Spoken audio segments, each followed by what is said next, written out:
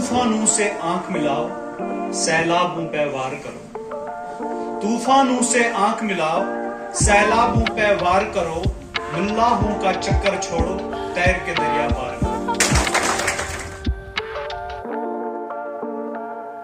To the management and administration of Kupwara Public School for inviting me here and for giving me an opportunity to spend some time with the young and innocent minds.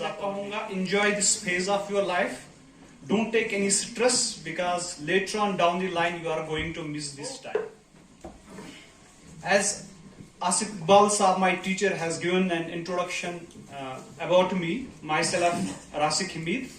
I've done bachelor's in dental surgery, and this year in Jan I qualified Jammu and Kashmir combined competitive examination, and I got into Jammu and Kashmir. Come to the school, to come to the institutions like these should be to pursue right education. Why I mention a right education instead of only education? Because right education is one which not only guarantees you professional success, but it inculcates you the humanitarian or universal principles of humanity, rationality, scientific temper, fraternity, prudence, and leadership qualities. It develops in you the sense of tolerance. Because if you see, we are living in a very globalized world. There is complete direct contact of various cultures, various ethnicities, various races. And with tolerant attitude, we will mutually respect each and every culture that is in our society. This is going to be the very important moral principle that we need to inculcate. Because in time, if God forbid, we do not focus on the tolerant aptitude and attitude of the kids, God forbid फिर आगे जाके clashes हो जाते हैं, and we need to avoid that. Being a good human, इस चीज पे हमें बहुत ज्यादा फोकस करना चाहिए. KPS के बारे में मैं थोड़ा सा बताऊंगा. दो मेरी डायरेक्ट रिलेशन इस इंस्टीट्यूशन के साथ नहीं है. I have not been part of this institution, but एक चीज मैं यहाँ पे हाईलाइट करना चाहूंगा. Back in 2011 and 12, when I joined private coaching academies in Kupwara, that was the first time I left my hometown to pursue any kind of studies. तो academy में me and my friend, जो school में मेरा दोस्त था, वो भी वहाँ पे साथ था. तो जो ही कोई topic 11th में physics या chemistry या किसी भी subject का topic उठाते थे, तो जो ही सर topic पढ़ाते थे, पीछे KPS के बच्चे बोलते थे, सर ये तो हमने 9th में ही पढ़ा था.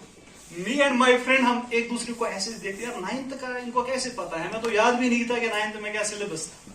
तो कहीं ना कहीं I am being honest enough to accept this reality that this institution has always provided the exact and relevant and not from professional point of view, this is the fact that they have been giving the best kind of education in our district. Highlight one important point here, which is structural unemployment. Structural unemployment means the kind of degrees we are doing and the type of jobs that there are in market. मैं एक example आपको ये समझाऊंगा. इस as पे अगर आप ये समझ पाओगे, आपकी जर्नी थोड़ी सी आसान हो जाएगी. Every year India produces lakhs of engineering graduates, ठीक? But engineering में graduation करने के बाद जॉब किसमें करना पड़ता है? Zomato में, कॉल सेंटर्स में, जो एयरटेल, रिलायंस, जो टेलीकम्युनिकेशन ये है, सर्विस प्रोवाइडर्स हैं. बट कॉल सेंटर में काम करने के लिए, Zomato में काम करने के लिए बीटेक की जरूरत ही नहीं है. बट फिर भी हम इंजीनियरिंग ग्रेजुएट्स को क्यों लोन लेते हैं? Because there is structural unemployment. There is mismatch between the type of jobs, type of skills that are in demand and type of education we are providing. ये चीज, इस चीज को काइंडली अवॉइड करना. Don't follow the herd mentality that is in our society. सबने B Tech किया तो आप भी करो, सबको नीट देना है, चाहे बच्चे को इंटरेस्ट है नहीं है, स्किल्स है, उसके लिए तो लगाओ इसमें. इन चीजों को अवॉइड करना है. तो आगे जाके जिस तरीके के जॉब्स होंगे, because in the end job को सबको करना ही पड़ता है हमें, तो वो स्किल्स सीखो जो आगे जाके आपको काम आए. आईटी की नॉलेज रखो. Have a knowledge about what is artificial intelligence, what is machine learning. Have a good knowledge of coding. मैं ये नहीं आप पे इंपोज कर रहा हूं, या आपको आज ही सीखना है, but over the course of time, once you pass 10th, आपको स्ट्रीम चूज करनी होगी। तो इन चीजों का ख्याल आपको इन्हीं दिनों में रखना है। Embrace challenge.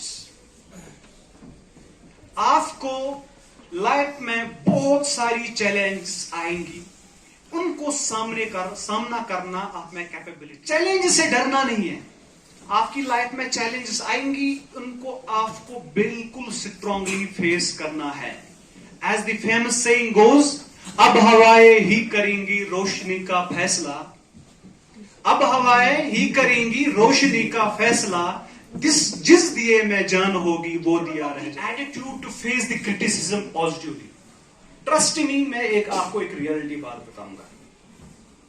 आप कुछ मत करो लाइफ में, जस्ट अपने पढ़ाई के लिए सीरियसली हो जाओ and get serious about the aspiration of your parents. You will invite criticism easily. आप सिर्फ अपने मां बाप के खिदमतगुजार बनो और अपनी पढ़ाई पे ध्यान दो, आप देखोगे आहिस्ता ऑटोमेटिकली पता नहीं वो कहां से दुश्मन आ जाते हैं। आपको कुछ नहीं करना है, उनके साथ गलत नहीं करना है, पढ़ाई पे फोकस करो, अपने करियर की तरफ सीरियस हो जाओ, automatically you will invite lot of criticism. ये हमारी सोसाइटी दैट कि मेरे खिलाफ क्रिटिसिज्म हो सकता है, बट कोई बात नहीं, I will take it in a very positive way, I will take it in a very constructive way, और इसको मैं यूज करूंगा सीढ़ी के तौर पे, और मैं अपने करियर में, अपनी लाइफ में, उसके बाद be a leader. You know what leader is, what leader means, किसी को पता है? Please don't confuse it with politicians. Leader means someone whose actions inspire others to do more, to aim more, to achieve more. Are you getting my point? आपके होने से, आपके तौर तरीक से, आपके एक्शन से अगर दूसरे को ये हिम्मत मिलती है कि वो लाइफ में कुछ अच्छा करेगा, वो लाइफ में और मेहनत करेगा, तो consider yourself as a leader. The thing is that which you need to always remember is that apart from all these professional duties, जो भी आप कर रहे हो, आप स्कूल आओगे, आप पढ़ाई करोगे, आप साइंस एंड टेक पढ़ोगे, बट इनकलकेट सम प्रिंसिपल जो आगे जाके आपकी लाइफ में बहुत सारे।